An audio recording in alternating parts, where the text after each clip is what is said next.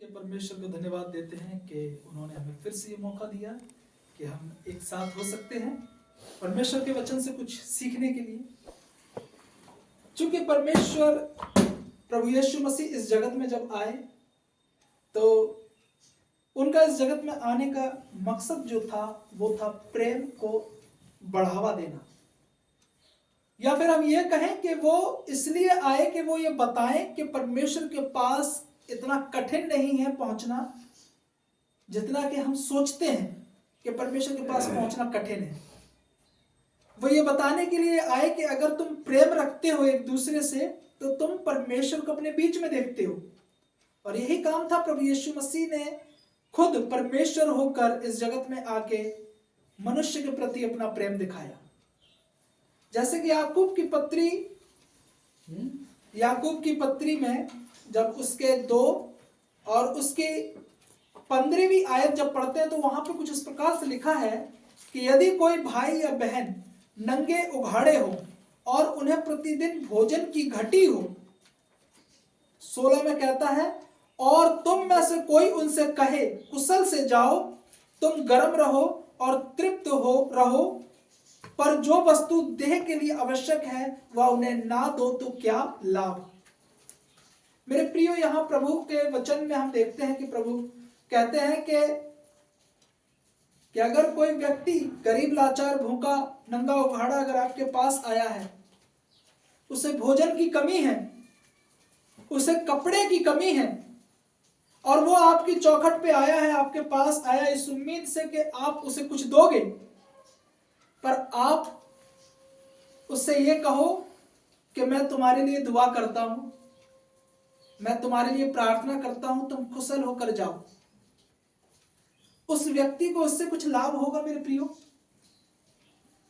उसे कुछ लाभ नहीं होगा, क्योंकि उससे रोटी की जरूरत थी, आपने उसे रोटी नहीं दी। आपने क्या कहा? मैं तुम्हारे लिए प्रार्थना करता हूं कि तुम्हें बहुत सारी रोटियां मिले। अगर उसे उस वक्त अगर आप 2 रोटी दे दो, उसके भोजन को पूरा करो, उसकी आत्मा को तृप्त करो, फिर उसे परमेश्वर के वचन सुनाओ, तो वो उसके लिए लाभदायक होंगे। आमीन।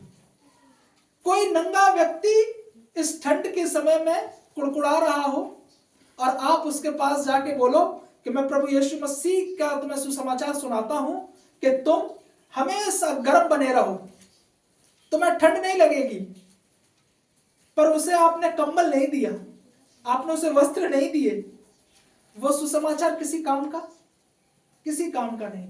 वहीं अगर आप उस व्यक्ति को उसे गर्म वस्त्र दे देते हो और फिर उसे बताते हो प्रभु का प्रेम, तो वो आपकी इस बात को सुनेगा। इसीलिए परमेश्वर फिलिपियों की पत्री 2 और उसके 14 में कहते हैं कि जो कुछ भी तुम काम करो, सब काम बिना कुड़कुड़ाए और बिना विवाद के किया करो।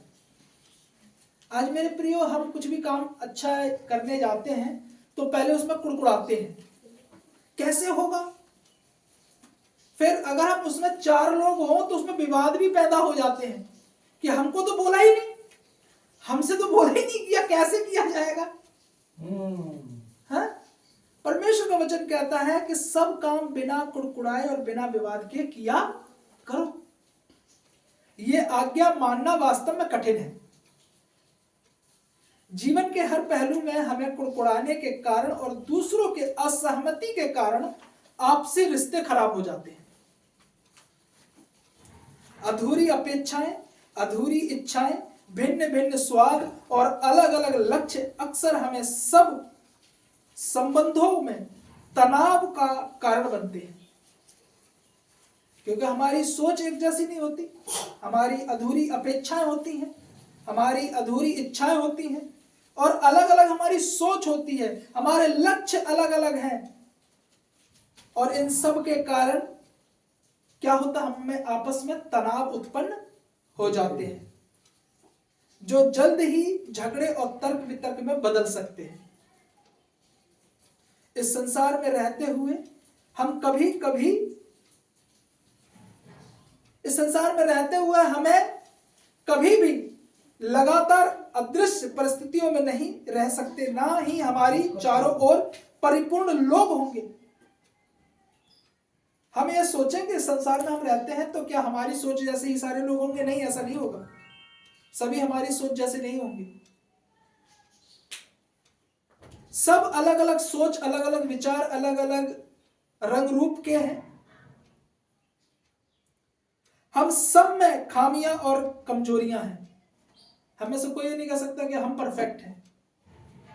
मैं खुद परफेक्ट नहीं हूं, मुझ में भी बहुत सारी कमियां हैं, मुझ में भी बहुत सारी कमजोरियां हैं। पर हमें एक चीज है जो हमें यह बतानी है कि हम में खामियां बेशक बहुत हैं, कमजोरियां बेशक हम में बहुत हैं, फिर भी हम परमेश्वर के बच्चे हैं। इस चीज को हम कैसे दिखाएंगे? परमेश्वर के बच्चों को अपने स्वर्ग पिता के प्रेम को प्रतिबिंबित करते हुए तारों की तरह चमकना है। हमें ऐसे चमकना है जैसे जैसे तारे चमकते हैं। बादल चाहे कितने भी आ जाएं, तारे चमकना बंद कर देते हैं तो फिर भी चमकते हैं। क्या दिन में तारे चमकते हैं? दिन में सूर्य की लाइट से नजर ही नहीं आती, नजर नहीं आते, फिर भी वो चमकते हैं। दिन में भी तारे चमकते हैं, पर वो सूर्य की रोशनी से हमें दिखाई नहीं देते हैं। सो मैं और आप जबकि परमेश्वर की संतान है, परिस्थितियां चाहे कुछ भी हो, हमें अपने चमक को अपने से अलग नहीं करना है। हम अपनी चमक में बने रहना है, क्योंकि हम परमेश्वर की संतान हैं।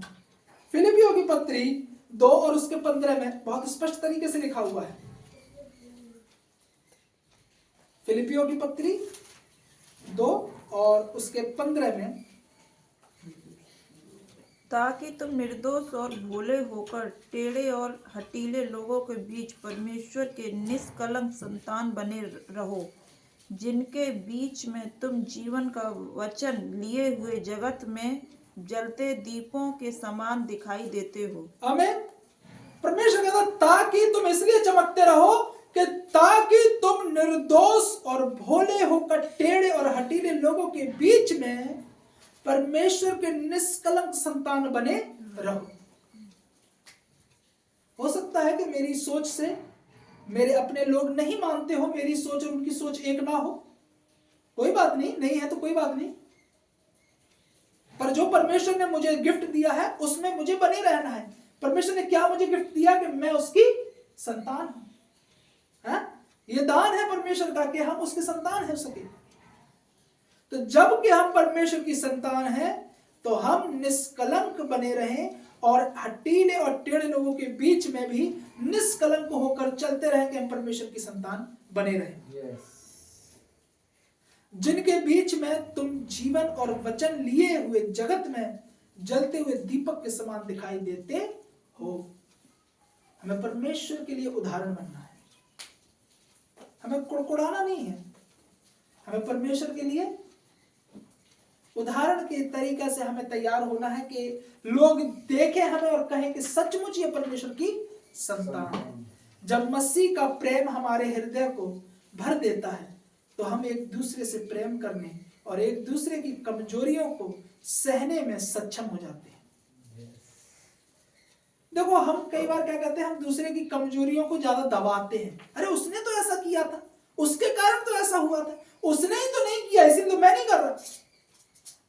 आप इससे क्या दिखाते हो? इससे आप ये नहीं दिखाते कि सामने वाला कमजोर है, आप ये दिखाते हो कि आप उनसे ज्यादा बड़े कमजोर हो। क्योंकि उसने नहीं किया मगर आपने क्यों नहीं किया? आपने क्यों नहीं किया? उसे छोड़ो ना, वो तो कमजोर है ही। कमजोर है। पर जब कि हम परमेश्वर की संतान हैं तो याद रखो, जब हम मसीह का प्रेम हमारे हृदय को भर देता है तो हम एक दूसरे से प्रेम करें और एक दूसरे की कमजोरियों को सहने में सक्षम हो जाए। और ये तभी हम कर पाएंगे जब हम परमेश्वर में वाकई प्रेम करेंगे। अगर हम परमेश्वर से प्रेम नहीं करते तो हम दोषी लगाते रहेंगे कि तेरे चलते हुआ, कि तेरे चलते हुआ, तूने ऐसा कहा कि तूने ऐसा कहा। याद रखना, परमेश्वर का प्रेम हम में है तो हम उनकी कमजोरियों को सहने की क्षमता रखेंगे। साथ मिलकर परमेश्वर की महिमा और मानवता की भलाई के लिए कार्य करते रहेंगे। Yes. आमीन। आमीन। सो परमेश्वर के वचन पढ़े जाने और सुने जाने पे आशीष हो। आमीन।